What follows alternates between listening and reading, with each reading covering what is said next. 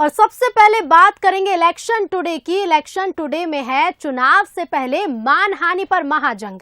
इन दिनों राजनेताओं पर मानहानि के मामलों में इजाफा हुआ है। एक दूसरे पर हमला करने के दौरान नेता ऐसे बयान दे रहे हैं जो अब अदालतों की चौखट तक पहुंच रहे हैं। वीडी शर्मा के बाद अब दिग्विजय सिंह ने भी कह दिया है कि वीडी शर्मा को कटघरे में खड़ा करना होगा। कहते हैं कि दिग्विजय सिंह के रगों में अंग्रेजों खून बह रहा है। क्या इस बात को आप क्या मानेंगे? अब उनको ही मुझे कटघरे में खड़ा करना पड़ेगा। सियासी अखाड़े की लड़ाई अब अदालतों के कटघरे तक पहुंचने लगी है। अपने विपक्षी पर दबाव बनाने का ये तरीका ज्यादा पुराना तो नहीं है, लेकिन उन आम पैंतरों पर भारी है जो अक्सर राजनेता इस्तेमाल करते हैं। लिहाजा दिग्विजय सिंह ने भी बीजेपी प्रदेश अध्यक्ष वीडी शर्मा को कोर्ट में घसीटने की चेतावनी दे दी है। जाहिर है कि व्यापम मामले में वीडी शर्मा दिग्विजय सिंह के खिलाफ मानहानि का केस दर्ज करवा चुके हैं, लेकिन दिग्विजय सिंह क्यों वीडी शर्मा पर मानहानि का मामला दर्ज करवाने का कह रहे हैं, उसकी वजह भी जान लीजिए। व्यापम और डीमैट की परीक्षा में जो मेरे पास जानकारी थी कि इन्होंने डीमैट के अंदर अपने लोगों को पिछले दरवाजे से उनको एडमिशन दिलाया है, उसके आधार पर मैंने आरोप लगाया। वो जब मुझे राष्ट्रद्रोही कहते हैं, पाकिस्तानी कहते हैं, अब उनको ही मुझे कटघरे में खड़ा करना पड़ेगा। वीडी शर्मा के बाद दिग्विजय सिंह अकेले ऐसे नेता नहीं हैं जो बयानों को लेकर कोर्ट जाने की बात कह रहे हो। राज्यसभा सदस्य और सुप्रीम कोर्ट के वरिष्ठ अधिवक्ता विवेक तनखा ने भी बीजेपी के दिग्गजों पर मानहानि का मुकदमा किया है, जिसकी सुनवाई भी जल्द शुरू होगी। हालांकि दिग्विजय के बयान पर वीडी शर्मा ने व्यापम मामले को कोर्ट में होने का कहकर कुछ भी कहने से इनकार कर दिया है।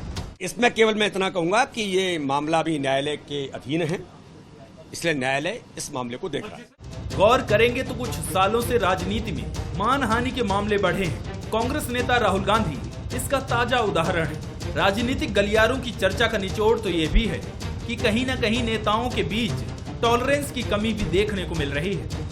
लेकिन चिंता की बात तो ये है कि अगर किसी मामले में कोर्ट ने किसी नेता को सजा सुनाई तो उसके राजनीतिक करियर पर संकट खड़ा हो सकता है। Bureau report, Bansal news. और अब बात मिशन घर वापसी की। साल 2012 में आई फिल्म अपने का गाना अपने तो अपने होते हैं इन दिनों मध्य प्रदेश की सियासत में गूंज रहा है, क्योंकि 2023 के चुनाव में बीजेपी और कांग्रेस दोनों ही दल घर वापसी कर रूठों को मनाना चाहते हैं, जिसका मैदान में भी असर देखने को मिल रहा है। पहले प्रीतम लोधी, फिर रामदयाल प्रभाकर और अब सिद्धार्थ मलैया। एक एक करके मध्य प्रदेश बीजेपी में इन चेहरों की घर वापसी हुई और आने वाले दिनों में ये फहरिस्त और भी लंबी होने वाली है। 2023 चुनाव के लिए बीजेपी कोई भी ऐसी सीट नहीं छोड़ना चाहती जो उसके किले को चुनौती दे। इसलिए हर एक नेता, कार्यकर्ता और रूठों को मनाने में बीजेपी जुट गई है और घर वापसी के जरिए सामंजस्य बिठाने की जिम्मेदारी सौंपी गई है। सभी हमारी भारतीय जनता पार्टी के जो वरिष्ठ नेतृत्व हमारा है, चाहे जिलों में हो चाहे मंडल स्तर पर हो, हम सभी समय समय पर उनसे मार्गदर्शन लेने का काम भारतीय जनता पार्टी के सभी हमारे नेतागण, जनप्रतिनिधि हों या पार्टी के कार्यकर्ता लगातार उनके संपर्क में रहें और उनसे लगातार मार्गदर्शन लेते रहें, ऐसी भी अपेक्षा प्रदेश से की गई है। आज बैठक प्रदेश का कार्य समिति की बैठक बुलाई थी। उसमें 4 मई से लेकर 14 मई तक बूथ महाविजय अभियान प्रारंभ करने का निर्णय लिया है और उसमें हम 10-10 मतदान केंद्रों का एक क्लस्टर बनाकर कार्यकर्ताओं को एकत्रित करेंगे। उसमें सब प्रकार की दिन भर की गतिविधियां होगी, भोजन होगा, सामूहिक भोजन होगा, सामूहिक खेलकूद होंगे और ऐसे नवाचार के साथ कार्यकर्ताओं में आपस में सामंजस्य कैसे बने और सब हम मिलजुल कर 2023 की तैयारी में कैसे जुटें, इसकी पूरी कार्य योजना बूथ महाविजय अभियान के अंतर्गत हम करने वाले हैं। बीजेपी में लगातार हो रही घर वापसी की कवायद को कांग्रेस अपने नजरिए से देख रही है। उसे लगता है कि बीजेपी को हार का डर सता रहा है। हालांकि कांग्रेस भी अपने रूठों को मनाने में जुट गई है और खुद पूर्व सीएम दिग्विजय सिंह इस काम में लगे हैं। कुछ बना नहीं सकते तो बिगाड़ जरूर सकते हैं, इसलिए इनको बना के रखिए, इनका सम्मान बनाए रखिए, इनका राय मशवरा लेते रहिए, क्योंकि इनके पास जो अनुभव का भंडार है, उस अनुभव का भंडार का सदुपयोग संगठन के लिए होना चाहिए। बीजेपी के पास किला बचाने की चुनौती है तो कांग्रेस के हाथ से सत्ता जाने की कसक। 2018 चुनाव और 2020 उपचुनाव के बाद कई नेता और कार्यकर्ता घर बैठ गए थे और उनका सक्रिय ना होना ही दोनों दलों की बेचैनी को बढ़ा रहा है।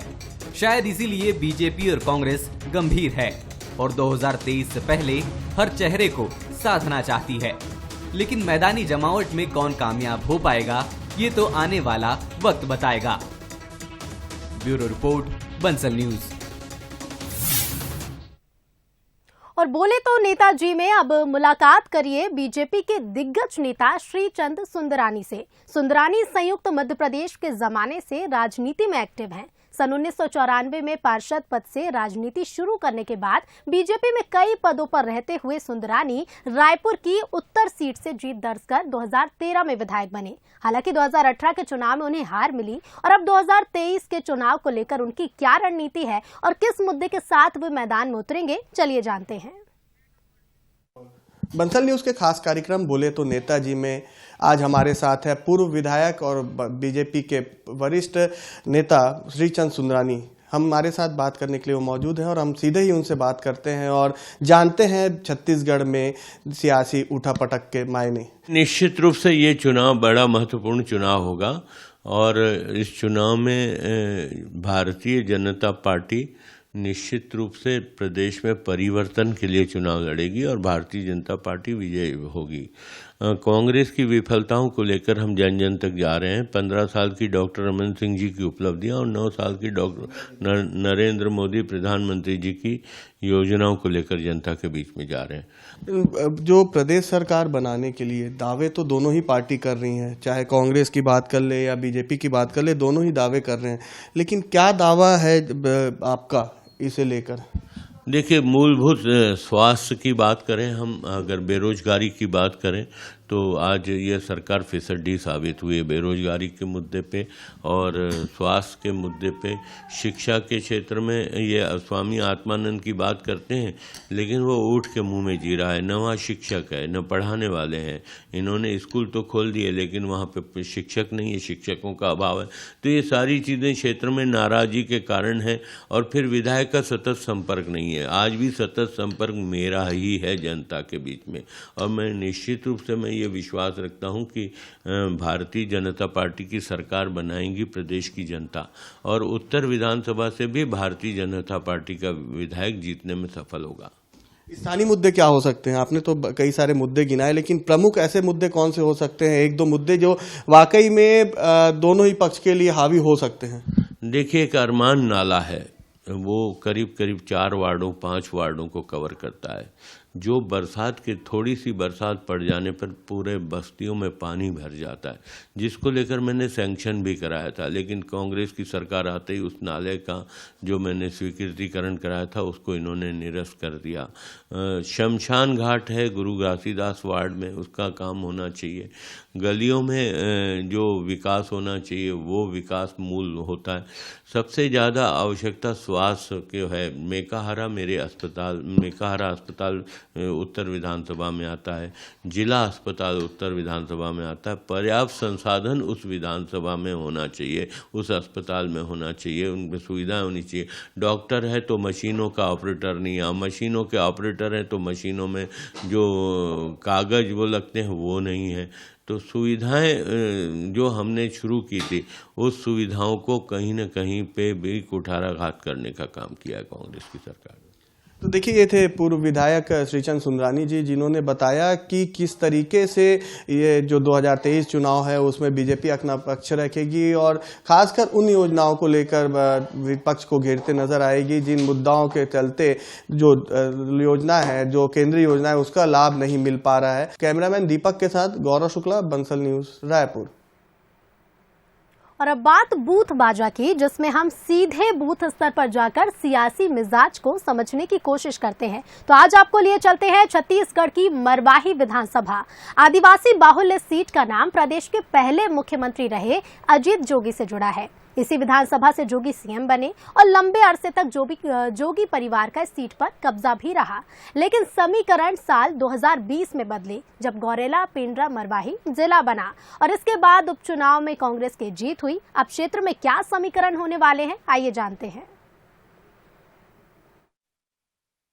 बियरलैंड के नाम से मशहूर मरवाही विधानसभा, आज हम आपको मरवाही विधानसभा की राजनीतिक चर्चा करेंगे। क्या कहते हैं यहाँ के आम लोग, आदिवासी बहुल ये क्षेत्र है पूरा, और क्या कहते हैं यहाँ के राजनेता, कितना हुआ विकास, क्या है यहाँ की अब भी समस्या, लोगों से सीधे चर्चा करेंगे और जानेंगे। छत्तीसगढ़ की मरवाही विधानसभा वैसे तो कई मायनों में खास है और प्रदेश में अलग पहचान रखती है। बियरलैंड और काले पत्थर के नाम से मशहूर इस सीट पर मीलों लंबे जंगल है, जहां के रास्ते किसी का भी मन मोहने के लिए काफी है। मध्य प्रदेश राज्य से सटी यह विधानसभा आदिवासी बाहुल्य और आरक्षित सीट है, जिसे जोगी का गढ़ भी कहा जाता है। मरवाही सीट जोगी परिवार की परंपरागत सीट रही है। प्रदेश के पहले मुख्यमंत्री रहे अजीत जोगी इसी सीट से जीतकर सत्ता के शिखर तक पहुंचे। प्रशासन से शासन के फलक पर पहुंचे जोगी ने 2016 में जनता कांग्रेस छत्तीसगढ़ बनाई और अब 2023 में उनकी पार्टी फिर से जीत के दावे कर रही है। मरवाही में कांग्रेस विधायक से कोई संतुष्ट नहीं है। मरवाही भ्रष्टाचार की राजधानी बन गया है आज के डेट में, चाहे वन विभाग हो चाहे हर विभाग हो, मरवाही में सिर्फ भ्रष्टाचार का गढ़ चल रहा है। माननीय अजीत जोगी जब यहाँ के विधायक थे, मुख्यमंत्री थे, तो मरवाही का एक अलग ही अपना रूप था। कभी कोई सरकारी कर्मचारी, कभी कोई घूस नहीं लेते थे, सब गरीबों का काम करते थे। लेकिन आज जस्ट इसका उल्टा है। हमारी पार्टी अजीत जोगी के अधूरे सपने को पूरा करने के उद्देश्य से यहाँ अपनी प्रत्याशी उतारेंगे और हमको पूरा उम्मीद है कि निश्चित रूप से मरवाही में जनता कांग्रेस जोगी का विधायक चुन के आएगा। साल 2003 से लेकर लगातार मरवाही सीट जोगी परिवार के हिस्से आती रही। 2018 में भी अजीत जोगी ने जीत दर्ज की, लेकिन उनके निधन के बाद 2020 में इस सीट पर उपचुनाव हुए, जिसमें कांग्रेस ने बाजी मार ली। इस जीत के पीछे गौरेला पेंड्रा मरवाही को जिला बनाना सबसे बड़ा कारण रहा। तो वहीं भूपेश सरकार ने नए जिले को कई सौगातें भी दी। विकास के दम पर ही कांग्रेस फिर से सीट पर काबिज होने की बात कर रही है। जैसे ही कांग्रेस की सरकार आई है तो इसको जिले की घोषणा की है। माननीय मुख्यमंत्री भूपेश बघेल जी ने सर्वप्रथम पहला जिला बनाया है, तो गौरेला पेंड्रा मरवाही बनाया है। तो हम विकास कार्यों को लेकर चलेंगे। 4 सालों में जितना कांग्रेस पार्टी की सरकार ने जितना विकास किया है मरवाही विधानसभा में, उसी विकास कार्यों को लेकर 15 साल वर्सेस 4 साल लेकर हम चलेंगे। जब से नया जिला बना है, तो जैसे ही जिला बना है, कोरोना से 2 साल हम संघर्ष किए हैं। 1 साल अभी समय मिला है और निश्चित तौर पर स्वास्थ्य की सुविधाओं में सुधार हुआ है। आज हमारे शहर में, हमारे जिले में डायलिसिस की सुविधा प्रारंभ हो गई है। कई सुविधाएं हैं, धीरे धीरे सुधार आ रहा है, बहुत जल्दी और काफी सुधार आ जाएगा। जोगी कांग्रेस और कांग्रेस का इस सीट पर बेशक दबदबा रहा हो, लेकिन बीजेपी को भी सीट पर कामयाबी मिल चुकी है। 90 के दौर में बीजेपी को 2 बार इस सीट पर जीत मिली थी। बीजेपी से विधायक रहे पहलवान सिंह मरावी का दावा है कि इस बार बीजेपी की सरकार बनने जा रही है। हमारे विधायक जी इसको क्यों नहीं उठाते, क्यों नहीं बोलते कि आदिवासियों की समस्या ये है, आरक्षण नहीं हो पा रहा है, पढ़ाई में इनका आरक्षण का एडमिशन नहीं हो पा रहा है। इसको विधायक जी को, मुखिया को चाहिए खान पान की सब एक, उनको चिल्लाना चाहिए। बिना बोले मुखिया देख लेता है कि मेरा बच्चा कौन मोटा हो रहा है, पतला हो रहा है, खा रहा है कि नहीं खा रहा है, ये मुखिया को देखना चाहिए। पर ये मुखिया आज तक हमारे इस क्षेत्र में क्या कर रहे हैं पता नहीं, झलक नहीं रहा है बाबू। मरवाही सीट पर लंबे समय से जिला बनाने की मांग तो पूरी हो चुकी है, लेकिन भालुओं की आमद अब भी बड़ी परेशानी है। कुछ विधायक के काम से संतुष्ट नहीं है, तो कुछ आदिवासी नेता को क्षेत्र की कमान सौंपना चाहते हैं। यकीनन मरवाही विधानसभा में 2023 की जंग दिलचस्प होगी। एक तरफ कांग्रेस विकास के दावों के साथ मैदान में उतरेगी, तो जोगी कांग्रेस अपने इतिहास को भुनाएगी और बीजेपी केंद्र के दम पर जीत के दावे करेगी। बहरहाल देखने वाली बात होगी कि आने वाले 2023 के चुनाव में मरवाही की जनता किसके पक्ष में वोट करती है और उसे जिताती है। और रुकेंगे एक छोटे से ब्रेक के लिए, जल्द लौटेंगे। और ब्रेक के बाद एक बार फिर आप सभी का स्वागत है। बोले तो नेताजी में अब मुलाकात करिए मध्य प्रदेश के पूर्व वित्त मंत्री और जबलपुर पश्चिम से विधायक तरुण भनोट से। तरुण भनोट का दावा है कि मध्य प्रदेश में दोबारा कमलनाथ की सरकार बनेगी। तो चलिए जानते हैं कि इस दावे के पीछे क्या है कांग्रेस की रणनीति और किस मुद्दे के साथ मैदान में उतरेगी कांग्रेस। बंसल न्यूज़ का खास कार्यक्रम बोले तो नेताजी में आपका स्वागत है। इस बार हमारे साथ हैं कमलनाथ सरकार में पूर्व वित्त मंत्री और वर्तमान विधायक तरुण भनोट, कांग्रेस से आते हैं, जबलपुर पश्चिम विधानसभा सीट से विधायक है। तरुण जी, आप बीते 2 टर्म से विधायक हैं, आपकी नज़र में कितना विकास हुआ? इस बीच में आपकी सरकार भी आई है। हाँ, ये तो मैं अगर अपने मुंह से बोलूँ तो गलत होगा। हमारे देश में लोकतांत्रिक व्यवस्था है, जनता देखती है। निश्चित तौर पर इस विधानसभा का पिछले 10 साल में बहुत सारा नक्शा बदला है। जो विकास के काम बंद थे वो सब शुरू हुए हैं। आज आप मां नर्मदा के तटों को देख सकते हैं। आप पीने के पानी की समस्या, मैं ये नहीं कहूँगा 100% हल हो गई, पर बहुत बड़ी एक समस्या इस विधानसभा क्षेत्र में थी। 7 नई पानी की टंकियाँ बन के तैयार हुई, लोगों को पानी बेहतर तरीके से मिल रहा है। जो कमियाँ हैं, जो हम बहुत तेज़ी के साथ जिनको पूरा कर रहे थे जब हमारी सरकार थी, सरकार गिरने के बाद उन कामों पर रोक लगा दी गई। मुझे पूरा विश्वास है वह काम भी होंगे, बेहतर ढंग से होंगे। आज सड़कें बेहतर हो गई हैं, नालियों की समस्याएं कम हो गई हैं, पीने का पानी बेहतर ढंग से मिल रहा है और सबसे बड़ी बात कानून व्यवस्था भगवान की कृपा से हमारे विधानसभा क्षेत्र में जो पहले बदतर स्थिति थी, आज संस्कारधानी जबलपुर का हर व्यक्ति चाहता है कि इस विधानसभा क्षेत्र में आकर अपना मकान बनाए, अपना रहवास बनाए और अपना व्यापार भी करे। तो उस पर हमें बहुत हद तक सफलता मिली। फिर एक बार 2023 का विधानसभा चुनाव है, ऐसे में क्या रणनीति रहेगी आप लोगों की? कोई रणनीति नहीं होती। सेवा के संकल्प के साथ मैं राजनीति में आया हूँ और मैं सिर्फ 24 घंटे जिसकी जब मदद हो, जो हो सकता है वो काम करते हैं। झूठ मैं बोलता नहीं हूँ और संस्कारधानी जबलपुर का कर्जा मेरे ऊपर और मेरे परिवार के ऊपर है। इसके लिए चाहे हमें जो करना पड़े, मैं कभी पीछे हटने वाला नहीं हूँ। तन मन धन से संकल्प लिया है लोगों की सेवा करने का, करेंगे। रणनीति सिर्फ ये है, सबसे प्यार करो, लोगों में प्यार बांटो, उनकी समस्याओं को सुनो और जो कर सकते हो वो बेहतर ढंग से करो। और इसके अलावा क्या रणनीति? कोई रणनीति नहीं। फिर एक बार जनता के बीच में जाना है, 2023 का रण है, किन मुद्दों को लेकर के आप जनता के बीच में जाएंगे? देखिए, मध्य प्रदेश कांग्रेस कमेटी के अध्यक्ष हमारे पूर्व मुख्यमंत्री माननीय कमलनाथ जी का अगर निर्देश मुझे प्राप्त होगा कि मुझे पुनः चुनाव लड़ना है, तो मैं इसी विश्वास के साथ जनता के बीच में जाऊंगा कि जो पिछले 10 वर्ष हमने काम किए हैं, जो 15 माह का कार्यकाल मंत्री के रूप में मुझे मिला था, जो काम किए हैं, जनता से कहेंगे कि हमें आप वापस पुनः आशीर्वाद दीजिए। ये थे पूर्व वित्त मंत्री तरुण भनोट जी, जिनका साफ तौर पे कहना है 2018 में जो हुआ सो हुआ, लेकिन 2023 में एक बार फिर कांग्रेस जो है फुल फ्लैश पूरे बहुमत के साथ सरकार बनाएगी कमलनाथ के नेतृत्व में। कैमरामैन सुरेश पटेल के साथ अमित सोनी, बंसल न्यूज़, जबलपुर। और अब नर्मदापुरम इटारसी विधानसभा का चुनावी जायका भी ले लेते हैं। गर्मी तेज हो गई है तो लस्सी के साथ लोग चुनावी चर्चाएं भी कर रहे हैं, क्योंकि अब चुनाव को लेकर माहौल बनने लगा है। चुनाव के जायके लेने के लिए हम पहुंचे हैं इटारसी के भारत टाकी स्थित कांता लस्सी पर। यह करीब 50 साल पुरानी दुकान है। लोग गर्मी में निजात पाने के लिए यहाँ पर लस्सी पीने आ रहे हैं। उनसे ही जानते हैं किस प्रकार का यहाँ पर माहौल है। कितनी पुरानी दुकान है सब? 50 साल पुरानी भी है। 50 साल पुरानी दुकान है ये। और किस प्रकार का माहौल देखा जा रहा है 2023 के चुनाव में? ये अभी तो बता नहीं सकते किसकी सरकार बनती है। किस प्रकार से सरकार देख रहे हैं कि किसकी सरकार बनेगी इस बात? माननीय प्रधानमंत्री श्री नरेंद्र मोदी जी और माननीय श्री शिवराज सिंह चौहान जी मुख्यमंत्री मध्य प्रदेश के जननेता हैं और भारतीय जनता पार्टी निरंतर ज़मीन पे उतर के माइक्रो लेवल पे काम कर रही है। निश्चित ही भारतीय जनता पार्टी की सरकार बनने जा रही है। यहाँ के लोगों को रोजगार नहीं मिल रहा है। हम जिस शहर में खड़े हैं इटारसी में, दिन ब दिन यहाँ का व्यवसाय निरंतर पीछे होते जा रहा है और जनता हर तरीके से परेशान है। और ये परेशानी को देखते हुए जनता कांग्रेस के साथ है और कांग्रेस की सरकार बनने जा रही है। टोटल जो पूरे देश में देखा जा रहा है कि मोदी जी के द्वारा जो कार्य किए गए हैं, उस कार्य से जनता बहुत खुश है।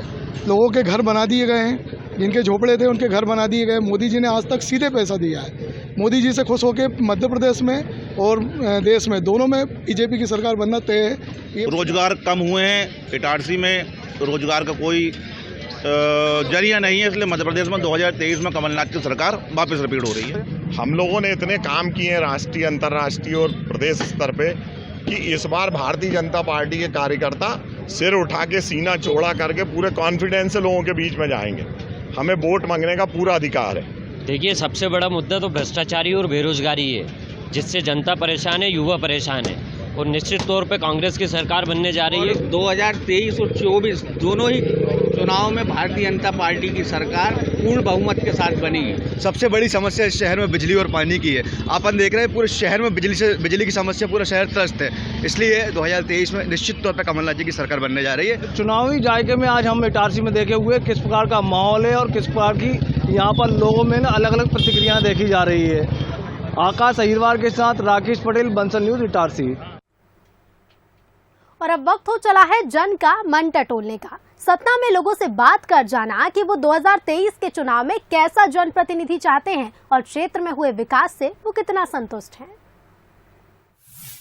ऐसा जनप्रतिनिधि चाहते हैं जो शहर का विकास करे, शहर के लोगों के बारे में सोचे और शहर को स्वच्छ बनाए। युवा पीढ़ी चाहिए। पुराने चेहरे तो बहुत देख चुके, कुछ काम धाम तो किए नहीं इन्होंने। तो युवा आएंगे, नया चेहरा आएगा तो शायद है कि काम होना चाहिए।